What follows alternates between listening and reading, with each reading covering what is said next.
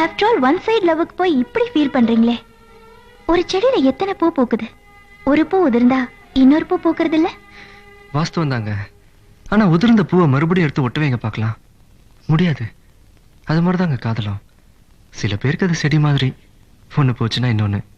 சில பேருக்கு அது பூ மாதிரி, ஒரு தடவை பூத்து உதிர்ந்ததுன்னா அவ்வளவுதாங்க, மறுபடியும் எடுத்து ஒட்ட வைக்க முடியாது.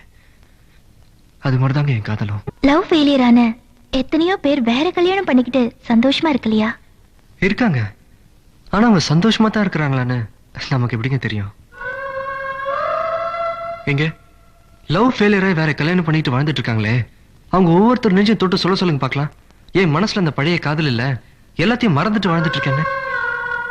நிச்சயம் முடியாதுங்க. 100 வருஷம் ஆனாலும் எங்கோ ஒரு மூலையில அந்த முதல் காதலை வந்து ஞாபகப்படுத்திட்டு தாங்க இருக்கும்.